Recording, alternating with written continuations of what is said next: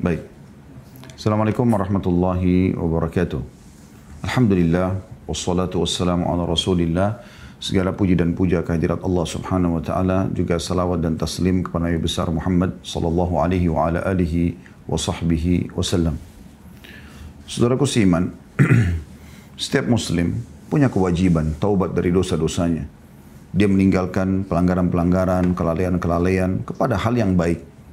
Dan tentu manusia tidak bisa luput dari kesalahan. Pasti. Kita semua pasti pernah melakukan kesalahan dan itu sudah dikatakan oleh Nabi SAW. Semua anak Adam pasti berbuat kesalahan. Tapi sebaik-baik mereka adalah yang segera taubat. Taubat kepada Allah Subhanahu wa taala dengan cara berubah menjadi lebih baik, dikenal dengan istilah hijrah. Dan ini yang kita bahas dari awal kitab ini, yaitu kiat-kiat hijrah dari kemaksiatan kepada istiqamah. Dan saya sudah sering bahasakan dan saya ingatkan kembali teman-teman sekalian agar selalu ya dalam istiqamah ini atau hijrah ini 100%. Jangan setengah-setengah. Ubah diri Anda menjadi orang yang lebih bertakwa, lebih beriman, lebih baik. Karena memang orang yang bertakwa, orang beriman ini akan jauh lebih baik. Karena mereka pasti akan jujur, karena mereka tahu perintah jujur dalam agama. Dan mereka berusaha pasti menerapkan itu dalam kehidupan mereka. Kemudian amanah, tanggung jawab, bakti dengan orang tua, silaturahim keluarga, membantu orang susah, menjenguk orang sakit. Semuanya ya perbuatan-perbuatan baik dan memiliki keutamaan akan dikejar bagi orang-orang yang sudah tersentuh hatinya secara keimanan. Jadi ini harus terus digali sampai kita meninggal. Jangan lagi berubah. Kemudian ya, juga teman-teman sekalian, kita tutup semua pintu-pintu kemaksiatan dari sisi yang lain. Karena dia hanya akan membawa orang pada keterpurukan hidup, sumpek, sedih, belum lagi hukuman dari Allah Subhanahu wa taala. Jadi dia berusaha untuk menutup semua pintu itu, termasuk meninggalkan komunitas masa lalunya yang buruk, tontonan-tontonannya, ya, bacaan-bacaannya dan seterusnya yang memang sifatnya bisa menjauhkan dia dari keimanan. Allahu a'lam. Dan kita sudah membahas teman-teman sekalian pada kesempatan yang lalu, apakah Anda berjanji kepada Allah untuk meninggalkan kemaksiatan? Dan ini sudah kita jelaskan panjang lebar tentunya dan saya tidak mengulangi lagi ya, bagaimana seseorang berusaha untuk berjanji dengan Allah Subhanahu wa taala dengan penuh ketulusan dan tidak perlu mengikuti itu dengan nazar ya. Tidak perlu dengan nazar. Misalnya saya dengan bertaubat, maka saya akan berpuasa. Kalau Allah mudahkan saya bertaubat, saya akan berpuasa 3 hari. Jadi nggak perlu. Jadi, udah, Anda taubat kepada Allah Subhanahu wa taala, setelah itu Anda lakukan ketaatan-ketaatan sebagaimana sudah panjang lebar kita paparkan pada pertemuan sebelumnya. Dan sekarang insya Allah kita akan masuk ke bab yang baru, masalah mengerjakan kebajikan setelah keburukan. Ini kurang lebih yang saya singgung tadi di pembukaan kita. Teman-teman sekalian, sekarang harus mengubah semua pola yang dulunya kita bentuk pada saat masih lalai dan bermaksiat kepada Allah, kepada pola sistem yang memang berbau ketaatan kepada Allah Subhanahu wa taala. Semuanya. Pola tidur, pola berbicara, pola makan, pola pergaulan, pola pendapatan, segala macam. Semua sekarang sudah harus diubah. Dan dalam berubah ini tidak perlu khawatir. Tidak perlu terpengaruh dengan perkataan orang. Kamu berubah ya? Kamu alim ya? Iya. Jawab. Gak masalah. Tidak ada sesuatu yang harus menjadi beban buat kita karena kita melakukan perbuatan tersebut. Berubah menjadi lebih baik adalah target utama hijrah. Ya, sebagaimana buku yang sedang kita bahas ini. Dan salah satu yang harus ditekankan oleh penulis, ya, atau ditekankan oleh penulis dalam masalah ini, salah satu yang harus diperhatikan adalah mengerjakan kebajikan. Sibuk dengan kebaikan-kebaikan setelah keburukan. Ya. Makanya Ikrimah bin Abi Jahal radhiyallahu anhu, Abu Jahal ayahnya Fir'aunnya umat ini. Siapa yang tidak kenal Abu Jahal? Orang yang paling benci dengan Nabi SAW, benci dengan Islam sampai meninggal dalam keadaan kafir. Ya. Dipenggal lahirnya oleh Abdullah bin Mas'ud radhiyallahu anhu di perang Uhud, di perang Badar, ya, di perang Badar tahun 2 Hijriah. Namun subhanallah, Allah berikan hidayah anaknya Ikrimah. Lalu Ikrimah pun pada saat masuk Islam setelah pembebasan kota Mekah oleh Nabi SAW, beliau mengatakan setelah syahadat sambil memegang Al-Quran, beliau neteskan air mata mengatakan inilah perkataan Tuhanku yang aku lalaikan selama ini. Maka dia mengatakan, ya Rasulullah, saya akan berinfak sejumlah dulu yang saya keluarkan pada saat saya memerangi anda dan Islam sebagai bentuk tebusannya. Maka dia pun melakukan itu sampai dia terbunuh mati syahid di perang Yarmuk. Ini luar biasa gitu. Bagaimana mereka tidak malu untuk berubah menjadi lebih baik, dan bagaimana teman-teman sekalian dia pun ya, berusaha untuk menutupi kesalahan-kesalahan dan kelalaian dia yang lalu dan mengubah pola hidup dia secara totalitas. Karena memang orang hijrah akan berubah pasti. Pasti berubah, performanya berubah, tata cara bicaranya berubah, dia juga lebih hati-hati dalam ya, pergaulan, dalam pendapatan. Ya, sampai kita temukan banyak orang hijrah meninggalkan tempat kerjanya karena banyak kemaksiatan di situ. Dia meninggalkan komunitas yang mungkin dari kecil dia bersama-sama dengan mereka, meninggalkan grup-grup WA, meninggalkan medsos yang mengajak kepada kemaksiatan, dan dia pindah kepada semua yang baik-baik. Karena kebenaran dan kebatilan akan terus saling bersaing sampai menjelang hari kiamat nanti. Saudaraku, ingat pesan ini. Selamatkan dirimu sebelum terlambat. Penyesalan selalu terakhir. Dan untuk menyelamatkan dirimu menjadi lebih baik dan selamat di dunia dan juga di akhirat ada di tanganmu, bukan di tangan orang lain. Saya hanya bisa ceramah, ya, menyampaikan seperti ini, teriak-teriak kadang-kadang, mengingatkan, menantangkan dalil Al-Quran, hadis, kisah-kisah. Tapi semua ada di tangan Anda. Anda yang menentukan itu. Ada orang subhanallah dengarkan pengajian begini hanya tersentuh, bagus ya, selesai. Habis itu dia tidak berubah, tidak bermanfaat buat dia. Harus dia berubah, dan berubah itu harus di tangan kita, tangan Anda. Ya. Anda yang bisa menentukan untuk Anda mulai sholat, Anda mulai tutup aurat, Anda mulai meninggalkan riba, Anda mulai semuanya. Dan dengan itu Allah mengatakan walladzina jahadu fina lanahdiyannahum subulana. Orang-orang yang bermujahadah, yang berjihad, yang berusaha memaksakan diri menuju ke jalan-jalan kami, kami akan pandu dia ke jalan-jalan kami. Ya. Ini penting untuk digarisbawahi. Saya akan bacakan apa yang ditulis oleh penulis di sini, mengerjakan kebajikan setelah keburukan. Kata beliau, tak kala anda saudaraku yang mulia terjerumus dalam kemaksiatan, segeralah iringi kemaksiatan itu dengan kebajikan-kebajikan. Ya, segera tinggalkan, kemudian menuju kepada kebajikan-kebajikan. Karena kebajikan dapat menghapuskan keburukan tersebut. Perbuatan amal soleh sekarang selain memang kita menunjukkan keseriusan kita kepada Sang Pencipta Allah dengan cara kita meninggalkan maksiat tersebut dan kita kerjakan kebaikan-kebaikan, juga ternyata kebaikan tersebut bisa membersihkan dosa-dosa tadi. Sehingga tidak ada lagi hisabnya hari kiamat. Juga bisa saja Allah subhanahu wa ta'ala selamatkan dari hukuman-hukuman yang harus kena karena dosa tersebut, karena dia mengganti dengan kebaikan-kebaikan. Perhatikan Abdullah bin Mas'ud radhiyallahu anhu, sahabat Nabi yang mulia. Beliau berkata, "Anna rajulan asaba min imra'atin qublah. Fa'ata an-nabiy sallallahu alaihi wasallam fa akhbara fa anzala Allah wa aqimis salata tarafay an-nahari wa zulafan min al-lail innal hasanati yudhhibna as-sayyi'at." Faqala ar-rajul ya Rasulullah ali hadha qala li jami'i ummati kullihim. Bahwa seseorang laki-laki mencium seorang wanita, bukan istrinya. Terjadi ciuman yang haram. Lalu dia datang kepada Nabi SAW dan memberitahukan hal itu kepada beliau. Ya, habis sholat dia mengatakan, ya Rasulullah, saya binasa nih. Karena saya sudah mencium seorang wanita yang bukan halal untukku. Maka Allah menurunkan ayat ini yang artinya, dan dirikanlah sholat pada kedua ujung siang, pagi dan petang. Ya, subuh, ya, kemudian duhur adalah awal pagi, kemudian asar, maghrib dan isya itu di petang. Dan pada bagian permulaan malam, ya, bisa masuk sholat maghrib dan isya ataupun masuk dalamnya sholat malam, ya, tahajud. Ya, sungguhnya perbuatan-perbuatan baik itu akan menghapuskan dosa perbuatan-perbuatan buruk. Dari surah Hud ayat 114. Maka laki-laki tersebut bertanya, wahai Rasulullah, apakah ini untukku saja? Ayat ini hanya turun untukku saja. Kata Nabi SAW, untuk umatku seluruhnya. Untuk umatku seluruhnya, diriwayatkan Bukhari nomor 526 dan Muslim 2763. Hadis ini teman-teman menjelaskan sebab turunnya ayat surah Hud ayat 114 ini, dan ayat ini sangat mulia. Sekali lagi Allah berikan karunia yang luar biasa. Siapapun yang berbuat dosa, selama dia taubat nasuha kepada Allah, kembali kepada Allah dengan tulus, ya, jelas, maka dia pun kemudian sibukkan diri dengan amal saleh, Allah menghapuskan dosa-dosanya. Jadi karunia yang luar biasa gitu. Ya. Bahkan dalam salah satu ayat yang mulia, Allah Subhanahu wa taala mengatakan, "A'udzu billahi minasyaitonir rajim. Ulaika alladziina yubaddilullahu sayyi'atihim hasanat." Mereka adalah orang-orang yang Allah ganti dosa-dosa mereka menjadi pahala. Ya, diganti menjadi pahala.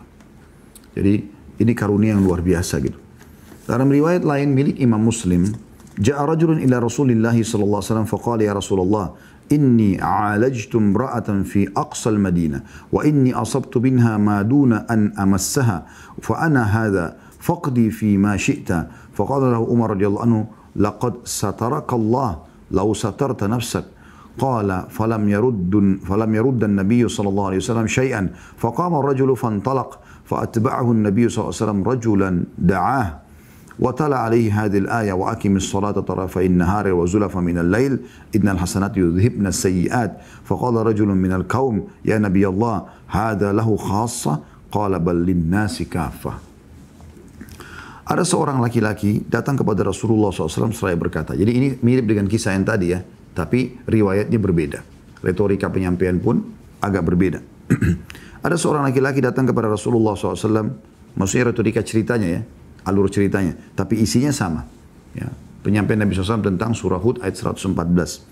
Saya ulangi kembali, ada seorang laki-laki datang kepada Rasulullah SAW seraya berkata, "Wahai Rasulullah, sungguhnya aku telah bercumbu dengan seorang wanita di pinggir kota Madinah, dan aku telah melakukan sesuatu padanya tetapi tidak sampai menyetubuhinya.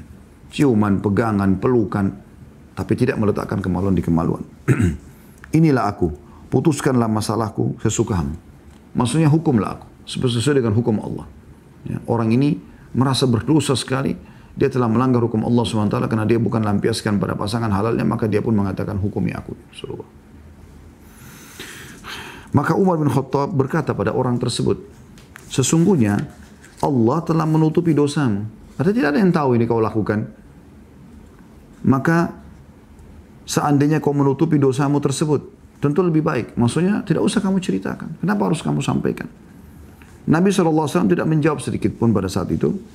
Dan ini biasanya karena Nabi SAW menunggu informasi dari langit, wahyu. Maka laki-laki itu berdiri dan pergi. Lalu Nabi SAW menyuruh seseorang mengikutinya dan memanggilnya kembali. Lalu beliau membacakan kepadanya ayat ini, surah Hud ayat 114 tadi ya, yang artinya, "Dan dirikanlah sholat pada kedua ujung siang, pagi dan petang, dan pada bagian permulaan malam, sesungguhnya perbuatan-perbuatan yang baik itu menghapus dosa-dosa atau perbuatan yang buruk." Lalu seorang pria di antara yang hadir berkata, atau bertanya, "Wahai Nabi Allah, apakah ini khusus untuknya, baginya saja?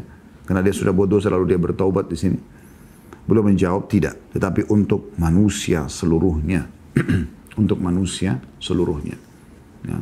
Dari dalil ini teman-teman menjelaskan, yang pertama pelajarannya, bagaimana seseorang bisa terjerumus dalam kesalahan, tapi dia jangan berlarut-larut dalam kesalahan tersebut. Artinya kalau dia sudah tahu dia terjerumus dalam kesalahan, segera dia kembali kepada Allah Subhanahu wa ta'ala. Tidak boleh dia biarkan terus-menerus dia lalai. Ya. Udah terlanjur dia saya ciuman, terlanjur saya pelukan, udah saya lanjutin aja, buat lagi 2 kali, 3 kali dan seterusnya. Tidak. Pada saat dia, yang langkah awal yang harus dilakukan adalah pada saat dia terbuka peluang itu dia tutup. Memang butuh mujahadah, butuh upaya, butuh perjuangan. Beda orang yang meninggalkan zina dalam kondisi memang dia benar-benar ya tidak punya peluang. Artinya tidak ada lawan jenis yang sedang menggoda dia, tidak ada peluangnya. Mungkin juga dia tidak ada duit, miskin untuk membayar naudzubillah para pelacur-pelacur. Tidak ada. Dia tinggalkan karena memang tidak ada peluang dan dia tahu itu memang dilarang dalam agama. Beda ini kondisinya dengan orang yang sedang tergoda.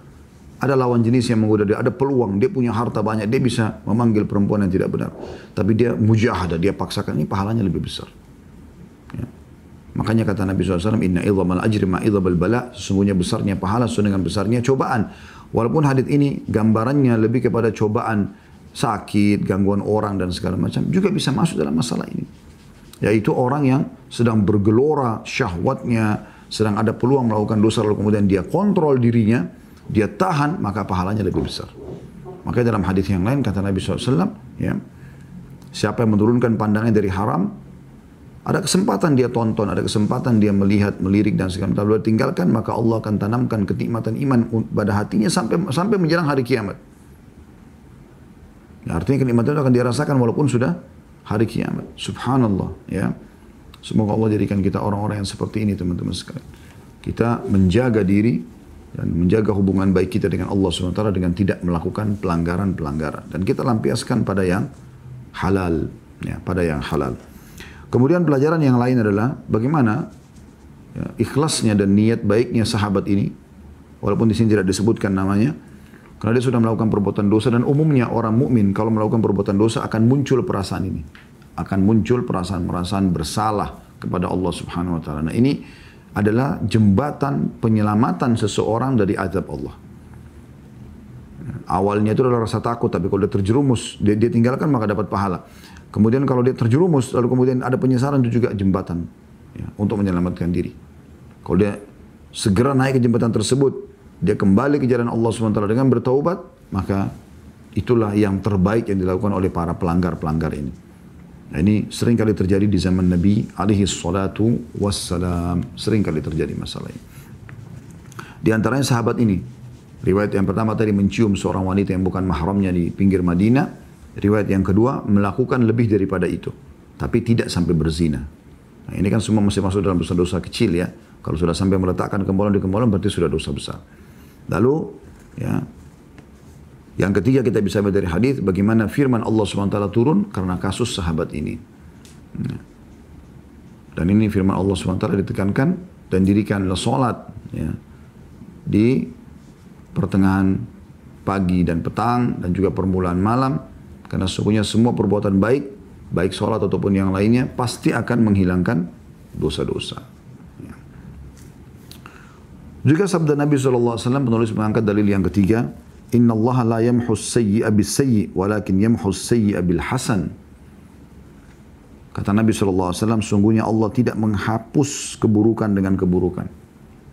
Tetapi Allah akan menghapus keburukan dengan kebaikan. Diriwayatkan oleh Imam Ahmad jilid 1 halaman 387. Jadi bukan dengan dari karaoke ke karaoke lagi, bukan dari mabuk ke mabuk, bukan dari zina ke zina. Kemudian dia berharap mengatakan Allah Maha Pengampun, nggak bisa begitu.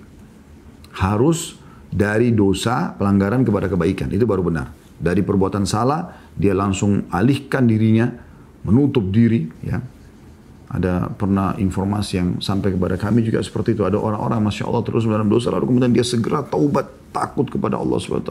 Dia tinggalkan, dia blokir, dia tutup semua peluang-peluang untuk mengulangi. Lalu kemudian dia menuju kepada yang halal, maka Allah pun memberikan dia kebaikan. Pasti Allah berikan kebaikan. Orang tinggalkan zina, maka Allah berikan pasangan yang halal. Ya, orang tinggalkan pekerjaan dan pendapatan haram, pekerjaan yang haram, Allah gantikan pendapatan yang halal, dan seterusnya. Kemudian juga sabda Nabi SAW kepada seorang sahabat, Ittaqillah haithuma kunt, wa atbi'is sayyi'atal hasanata tamhuha, wa khaliqin nasa bi khuluqin hasan. Bertakwalah kepada Allah di mana saja kamu berada dan iringilah keburukan dengan kebaikan. Artinya patuh kepada Allah dimanapun kau berada. Lagi sendirian, lagi rame-rame, lagi di rumah, lagi di luar rumah, lagi di tempat kerja, lagi di luar tempat kerja, lagi di kota kita atau negara kita, lagi di luar negeri atau di luar kota, sama. Bertakwa kepada Allah. Selalu sama. Kita selalu patuh. Dengan cara menutup pintu-pintu maksiat tentunya. Karena kapan kita buka maka akan mengalir. Ya. Bisikan-bisikan syaitan untuk terus kita menambah dari dosa ke dosa.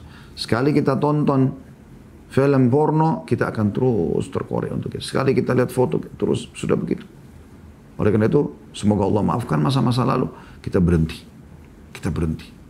Sekali kita buka pintu mencoba rokok, khamar, narkotika, akan terus.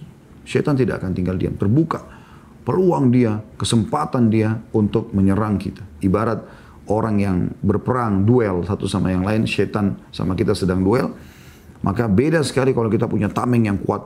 Kita letakkan pedang dan perisai kita di hadapan kita sehingga setiap serangan kita bisa tangkis, kita juga bisa menyerang dia. Karena kita selalu beribadah. Nah, orang yang beribadah seperti itu, orang yang terus menyerang syaitan.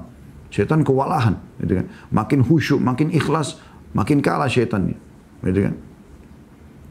Tapi kapan seseorang itu melakukan kemaksiatan, ibaratnya seperti dia meletakkan pedangnya, meletakkan perisai, lalu membuka baju, ya, besinya, dan dia membiarkan syaitan leluasa untuk menusuk dimanapun tubuh dia yang dia inginkan.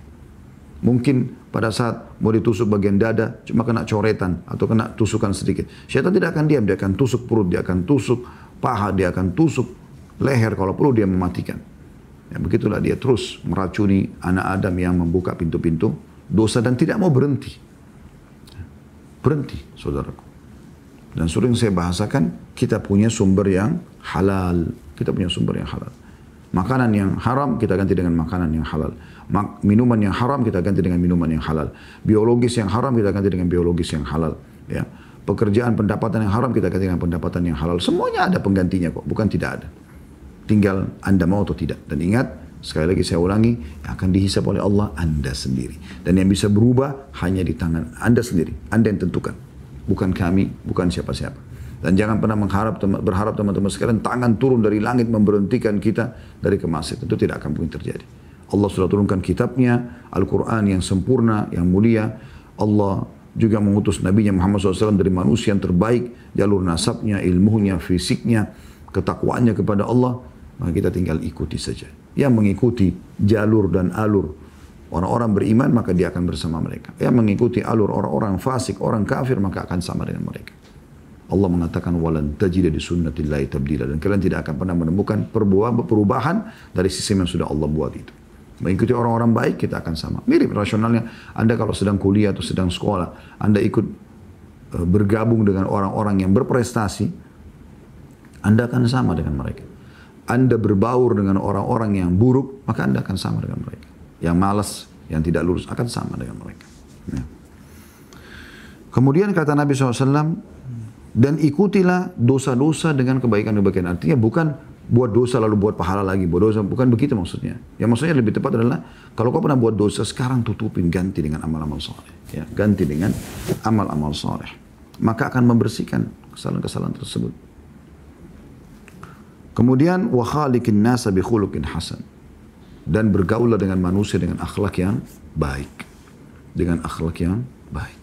Ya, ini yang diperintahkan Nabi SAW.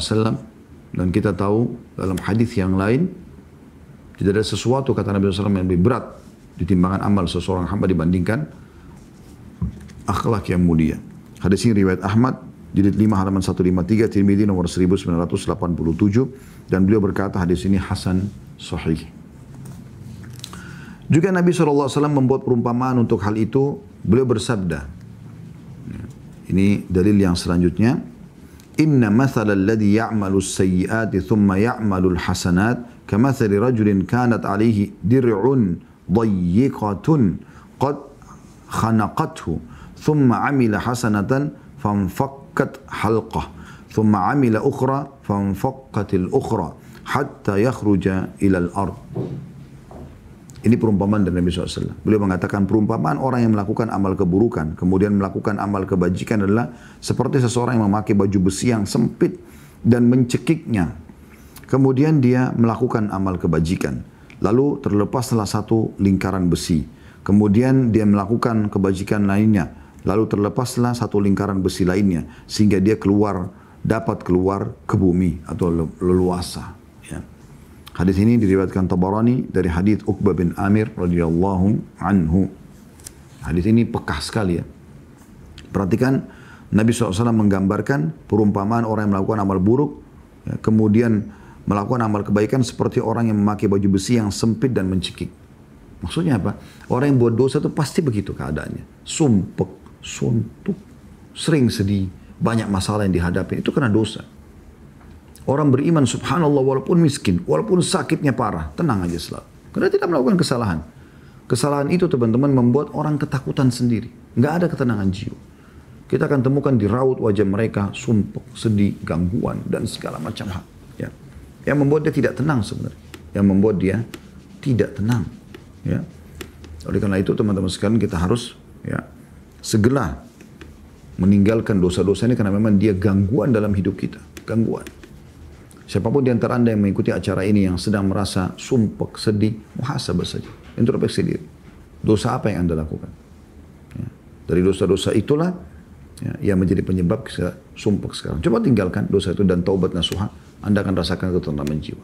Kita temukan subhanallah, saya berapa kali pergi sholat subuh berjamaah di masjid, dekat rumah. Banyak, Masya Allah orang-orang di situ.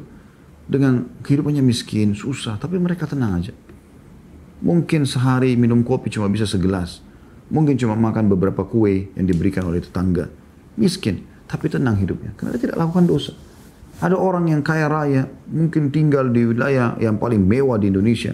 Tapi rumah tangganya selalu ribut. Anak-anaknya nakal, mengganggu hidupnya. Bahkan banyak orang tidak sadar dengan pendapatan haram yang dia dapatkan. Allah lahirkan pembunuh dia dari keturunannya. Pernahkah Anda dengar ada orang yang kaya raya dibunuh oleh anaknya sendiri karena ingin merebut jabatannya atau merebut hartanya? Banyak terjadi. Banyak terjadi. Atau mengganggu hidupnya. Selama anak itu hidup selalu buat masalah sama dia. Coba dia muhasabah. Mungkin anak itu tadinya lahir karena dia melakukan perbuatan zina. Dia belum taubat. Mungkin dia masukkan dalam tubuhnya harta-harta haram. Dari uang korupsi, pencurian. Muhasabah coba. Coba berhentikan dan taubat dari itu. Akan baik anak itu. Dengan izin Allah subhanahu wa ta'ala. Akan baik hubungan suami istri. Kalau Anda betul-betul menjaga hubungan dengan Allah. Betul-betul langgeng teman-teman sekalian. Betul-betul nyaman. Kehidupan rumah tangga kalau kita jauhi kemaksiatan itu. Akan nyaman. Pekerjaan kita akan nyaman, diberkahi. Allah datangkan rezeki dari tempat kita tidak sangka-sangka. Kemudian teman-teman sekalian. Selanjutnya kata Nabi SAW. Ya, setelah memberikan perumpamaan dosa itu seperti baju besi yang mencekik dan sempit. Ya. Perumpamaannya adalah kata Nabi SAW, kalau dia berbuat amal saleh, ini pelajaran kedua dari hadis, maka akan terlepas satu ikatan besi. Jadi yang membuat dia sempit, maka terlepas, maka lebih longgar. Nah, kemudian Nabi ulangi, perhatikan, peka sekali di sini. Kalau dia buat amal saleh yang lain, ya, maka terbuka besi yang satu lagi. Terus begitu sampai dia merasa terlepas seperti orang yang lega. Nah ini yang saya bahasakan tadi. Jadi orang kalau sudah bersih dari dosa-dosa teman-teman, lega hidupnya. Biar ekonominya miskin. Dia orang yang susah. Gak punya makanan tapi tentram hatinya. Bahagia. Gitu kan? Ada orang yang cuma numpang di masjid. Bahagia. Tidur melantai. Dengan nyenyak dia tidur. Ada orang tidur di pinggir jalan. Di trotoar tidur. Ya. Tenang. Ada orang yang tidur di ranjang yang mewah, tidak tenang, sumpek. Segala macam jenis penyakit yang berat datang pada dia. Subhanallah kalau kita lihat ya, orang-orang yang banyak maksiat yang kaya raya. Dengan orang yang miskin sama-sama makan kan. Bahkan kita temukan yang lebih steril orang kaya mungkin. Tapi kenapa penyakit yang parah ini, itu datangi kepada orang-orang kaya. Kenapa orang miskin ini tidak kena? Bukan karena kaya miskinnya, tapi kita lihat karena kita temukan orang yang miskin ini pun saleh, orang yang baik. Orang kaya ini ahli maksiat. Kalau ada orang kaya yang Masya Allah menjaga hubungan baiknya sama Allah SWT, pasti juga dia akan bahagia. Pasti kita akan temukan keberkahan di istrinya, keberkahan di suaminya, keberkahan di anak-anaknya, semua patuh berbakti. Namanya jadi harum. Berkah. Ya. Bahkan subhanallah rumahnya kita masuk, kita pun sebagai tamu merasa nyaman. Seperti itu. Nah, titip pesan di sini, atau pesan dititipkan adalah perhatikan. Di sini kata Nabi SAW, perumpamaan orang yang melakukan amal keburukan. Dia buat satu keburukan misalnya. Ya. Lalu Nabi berikan gambaran. Kemudian dia melakukan amal kebaikan. Lalu terlepas satu lingkaran besi. Kemudian melakukan kebaikan lagi. Lalu terlepas satu lingkaran lagi. Perhatikan. Satu dosa. Nabi SAW tidak mengatakan dibalas dengan satu amal saleh. Ya. Dan ini penting ini. Jadi ternyata satu dosa yang kita lakukan teman-teman. Misalnya orang berbuat dosa. Tidak cukup dengan sekali dia amal soleh lalu dibersihkan. Bisa saja mungkin dengan 5 kali dia berbuat amal soleh itu. Atau jenis amal soleh yang beberapa kali. Di sini Nabi SAW berikan gambaran. Dia buat satu kebaikan maka terlepas. Nabi tidak bilang terlepas satu besi. Kemudian Nabi SAW mengatakan kalau dia buat kebaikan lagi maka terlepas lagi satu besi. Baru kemudian dia merasa plong. Gitu kan. Nabi SAW tidak mengatakan yang berbuat satu keburukan lalu diikuti dengan satu kebaikan maka akan plong langsung. Tidak seperti itu. Perhatikan, berarti memang dosa ini luar biasa gitu. Ya. Walaupun dia kecil di mata kita, ternyata untuk membersihkannya butuh amal soleh ekstra. Dan yang dalam surah Hud ayat 114 tadi Allah suruh sholat amal soleh yang paling besar pahalanya. Bayangkan. Ternyata ya, tidak bisa dengan satu sholat, tapi dengan beberapa sholat baru dia bisa bersih. Nah, ini penting teman-teman untuk digarisbawahi. Ya.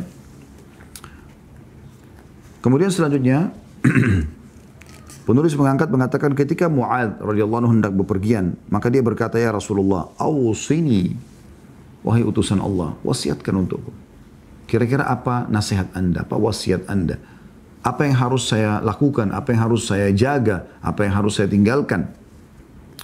Qala lahu u'budillaha wa la tusyrik bihi syai'a.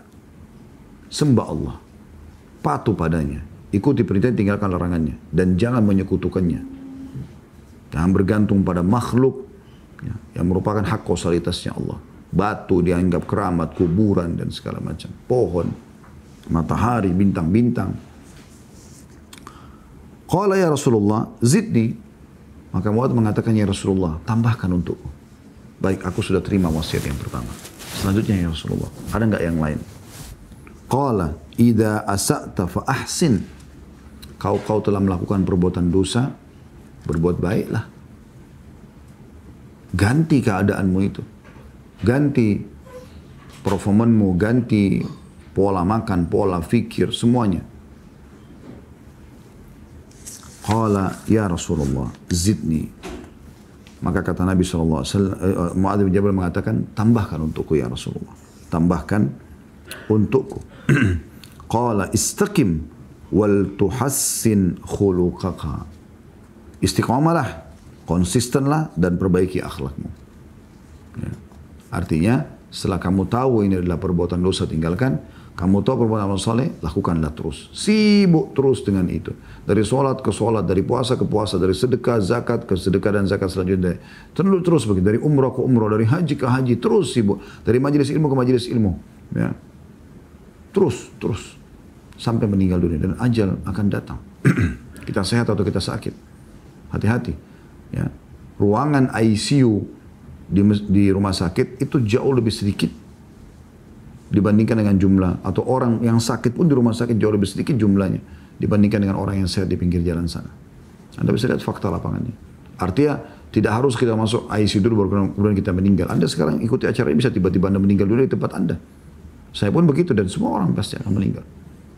Allah mengatakan idza ja'a ajaluhum la yastakhiruna sa'atan wa la yastaqdimun. Kalau telah datang ajalnya tidak akan diterlambatkan dan tidak akan dimajukan sesaat pun. Pasti mati pada saat itu di tempat itu. Dan kita akan bertanggung jawab dengan apa yang kita kerjakan semuanya. Semoga Allah terima seluruh amal soleh yang kita kerjakan dan juga akan kita kerjakan dengan pahala yang sempurna, dan semoga Allah maafkan dan ganti semua dosa-dosa kita menjadi pahala. Allahumma amin. Kemudian kata beliau, amal-amal kebaikan itu amal-amal kebajikan itu secara keseluruhan dapat menghapuskan keburukan. Terdapat anjuran untuk berwudu dan sholat setelah melakukan perbuatan dosa. Ya. Jadi yang paling awal dianjurkan sekali setelah berbuat dosa adalah wudu lalu sholat. Sesuai dengan tadi surah Hud ayat 114 ya. Wa akimis sholat tarafain nahari wa zulafa minal lail, dan dirikanlah sholat pada awal pagi dan petang serta permulaan malam ya. Lalu kemudian Allah mengatakan innal hasanati yudhibna sayyi'at. Sungguhnya amal-amal saleh menghilangkan dosa-dosa. Jadi salat yang ditekankan memang. Itu juga sejalan dengan hadis Nabi SAW yang akan kita bacakan sebentar lagi ya. Namun sebelumnya saya ingatkan kembali, perhatikan di sini wasiat Nabi SAW kepada Mu'adz 3 hal. Ini kunci kebahagiaan teman-teman. Menyembah Allah selalu dan tidak menyekutukan Allah dengan sesuatu apapun. Kemudian yang kedua, kalau sudah pernah berbuat dosa, sekarang berubah, hijrah menjadi orang yang patuh dan beramal saleh. Kemudian yang ketiga, teman-teman sekalian, ya, yaitu istiqamah dalam kebaikan, dan memperbaiki akhlak. Terus memperbaiki. Kalau kita dulu suka bohong, sekarang kita berhenti. Kalau kita dulu suka menipu, sekarang kita berhenti. Memperbaiki akhlak kita. Sabda Nabi SAW tentang perintah agar yang pertama dikerjakan kalau seseorang itu sudah buat dosa dan dia ingin segera meninggalkan dengan cara wudhu lalu sholat. Dari Ali radhiyallahu anhu, dia berkata, Kuntu idza sami'tu min Rasulillah sallallahu alaihi wasallam hadithan nafa'ani Allahu bima syaa min. Wa idza haddathani anhu ghairi istahlaftuhu. Fa idza halafa li saddaqtu. وإن أبا بكر رضي الله عنه حدثني وصدق أبو بكر أنه سمع النبي صلى الله عليه وسلم قال ما من رجل يذنب ذنبا فيتوضأ فيحسن الوضوء ثم يصلي ركعتين فيستغفر الله عز وجل illa ghafara lahu. Artinya, kata Ali radhiyallahu anhu, apabila aku mendengar sebuah hadis dari Rasulullah SAW, maka semoga Allah memberi manfaat kepadaku darinya dengan apa yang dia atau Allah kehendaki. Artinya selama ini kalau aku dengarkan hadis, aku merasakan luar biasa manfaatnya. Karena aku dapat ilmu, juga aku mendapatkan manfaat dari anjuran ilmu itu sendiri.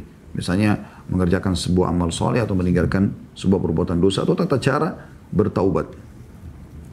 Jika orang lain ceritakan kepadaku dari beliau sallallahu alaihi wasallam, ada yang mengatakan, "Hai Ali, aku dengarkan Rasulullah SAW begini." Maka aku memintanya untuk bersumpah. Bilang, demi Allah, apa memang benar kau dengar itu? Karena dia ingin mengamalkan dalam hidupnya, Ali radhiyallahu anhu.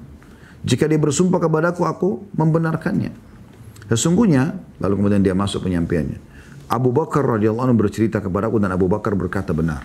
Nah, ini riwayat ini luar biasa teman-teman. Riwayat Ahmad jilid 1 halaman 2. Ini menandakan Ali bin Abi Thalib tidak punya masalah dengan Abu Bakar sebagaimana yang diklaim oleh orang-orang Syiah. Bahkan Ali mengatakan, sebenarnya Ali bin Abi Thalib langsung bisa sampai kepada atau menyampaikan hadis Nabi SAW, tapi beliau ingin menyampaikan sebuah pesan di sini. Kalau Abu Bakar adalah orang yang jujur, perlu didengar oleh umat ini. Maka dia mengatakan, dan Abu Bakar benar bahwasanya dia mendengar Nabi SAW bersabda, tidaklah seseorang melakukan satu dosa lalu dia berwudu dengan wudu yang sempurna, kemudian melaksanakan sholat 2 rakaat lantas memohon ampun kepada Allah Azza wa Jalla, melainkan Allah akan mengampuni dosa-dosanya. Jadi dengan wudu yang sempurna lalu kemudian sholat 2 rakaat, sholat biasa. Niatnya sholat sunnah taubat juga boleh. Setelah salam Anda memohon ampun dengan istighfar kepada Allah Subhanahu wa taala, maka akan dimaafkan kesalahan tersebut. Lalu penulis mengatakan sunnah Nabi SAW telah menjelaskan sejumlah amalan yang dapat menghapuskan keburukan dan dosa. Dan itu cukup banyak. Banyak pilihan amal-amal gitu kan. Dan tidak bisa disebutkan satu persatu di sini. Di antara amal-amal tersebut yang pertama wudu. Memperbanyak wudu. Batal wudu lagi walaupun bukan mau sholat. Kan kita ada wudu mau tidur. Ada juga wudu yang dijaga setiap kali batal kita berwudu ya. Ada juga wudu yang dilakukan pada saat orang sedang emosi, ya, sedang mengantuk dan segala macam. Dia lakukan wudu ini, rutin dia wudu. Allah menutup ayat tentang wudu dalam firman-Nya di dalam surah Al-Maidah ayat 6 yang berbunyi, A'udzubillahi minasyaitonirrajim, ma yuridullahu liyaj'ala 'alaikum min harajin walakin yuridu liyutahhirakum wa liyutimma ni'matahu 'alaikum la'allakum tashkurun. Allah tidak ingin menyulitkan kalian, maksudnya dengan wudu. Surah Al-Maidah ini ya, di ayat 6 itu menjelaskan memang tentang masalah wudu panjang lebar ayatnya, termasuk salah satu ayat yang panjang ini. Di penutupan ayat Allah mengatakan setelah jelaskan masalah tata cara wudu dan tayamum, Allah tidak ingin menyulitkan kalian, tapi Dia-nya besar kata ganti Allah, hendak mensucikan kalian dan menyempurnakan nikmatnya bagi kalian agar kalian bersyukur. Mensucikan kalian maksudnya mensucikan dari dosa-dosa. Ya. Dan jelaskan dalam hadis dari Abu Hurairah radhiyallahu anhu bahwa Rasulullah sallallahu alaihi wasallam bersabda, "Idza tawadda'a al-'abdul muslimu awil mu'minu faghasala wajhahu kharaja min wajhihi kullu khati'atin nadhara ilaiha bi'ainaihi ma'al ma' aw ma'a akhir qatril ma' fa idza ghasala yadayhi kharaja min yadayhi kullu khati'atin kana batashadha yadahu ma'al ma' aw ma'a akhir qatril ma' فإذا غسل رجليه خرجت كل خطيئة مشتها رجلاه مع الماء أو مع آخر قطر الماء حتى يخرج نقيا من الذنوب. Bila seorang muslim atau mukmin berwudu, saat dia membasuh wajahnya maka keluar dari wajahnya segala kesalahan yang dipandang oleh kedua matanya bersama air atau bersama tetesan air yang terakhir. Jadi membasuh wajah akan menjatuhkan dosa-dosa yang ada di mata. Jika dia membasuh kedua tangannya, maka keluar dari kedua tangannya segala kesalahan yang dilakukan oleh kedua tangannya bersama air atau tetesan air yang terakhir. Baik dia basuh telapak tangan ataupun sampai ke sikunya. Apa yang dijama oleh tangannya yang haram. Jika dia membasuh kedua kakinya, maka keluarlah segala kesalahan atau dosa yang dilakukan oleh kedua kakinya bersama air atau tetesan air yang terakhir. Sehingga dia keluar atau selesai berwudu dalam keadaan bersih dari dosa. Hadis riwayat Muslim nomor 244. Ya, jadi rutin berwudu. Kata penulis, wudu adalah perbuatan yang dilakukan manusia berulang-ulang dalam sehari. Jika seseorang merenungi makna tersebut saat bersuci, niscaya dia melihat dirinya sedang membuka kembali tanda kutip kaset ingatannya. Jauh dari syahwat yang mengalahkan dirinya dan kelezatan yang membutakan mata hatinya sehingga dia terjerumus dalam dosa. Dia akan mengingatnya sebagai orang yang menyesal dan bertobat. Mengingat tanda kutip adegan tersebut akan membuatnya lari dan menjauh dari kemaksiatan, tapi sangat disayangkan kita tidak pernah merenungi hal ini. Maksudnya setiap kali mau buat dosa dia uduk. Nah, kenapa? Karena dia dulu waktu dia taubat, dia dianjurkan sholat tadi kan. Maka dengan wudhu ini, teman-teman sekalian, dia tadi teringat lagi. Dan air yang dibasuh ini dengan menjatuhkan dosa-dosa, maka akan mengurangi dorongan-dorongan syahwat yang ada. Itu yang dimaksudkan oleh penulis. Yang kedua, sholat 5 waktu. Selalu dijaga, tepat waktu. Awal azan sudah tutup semua aktivitas yang lain. Dari Abu Hurairah radhiyallahu anhu, dia mendengar Rasulullah SAW bersabda, "Ara'aitum law anna nahran bi babi ahadikum fayaktasilu fihi kulla yawmin khamsan, ma taqulu dhalika yubki min daranihi? Qalu la yabqa min daranihi syai'. Qala fadhalika mithlu as-salawatil khams yamhu Allahu bihi al-khataya." Apa pendapat kalian seandainya ada sungai di depan rumah salah seorang dari kalian, di mana dia mandi di dalamnya 5 kali setiap hari? Apakah menurut kalian hal itu menyisakan kotoran yang melekat padanya? Para sahabat menjawab, tidak ada yang tersisa dari kotorannya sedikit pun. Beliau menjawab, itulah perumpamaan sholat 5 waktu yang dengannya Allah menghapuskan kesalahan-kesalahan. Ya. Ini contoh amal yang lain. Contoh amal yang lain. Bagaimana sholat itu digambarkan oleh baginda Nabi SAW, ibaratnya seperti sungai yang mengalir dengan deras. Lalu kata Nabi SAW, kalian mandi. Ini beliau berkata kepada para sahabatnya, kalian mandi sehari 5 kali. Ada nggak tersisa kotoran di tubuhnya? Kita kalau mandi sehari 2 kali itu sudah bersih. 3 kali sudah bersih. Bagaimana kalau 5 kali? Setelah itu mandi di sungai yang mengalir dengan deras. Sehingga seluruh tubuh kena air itu.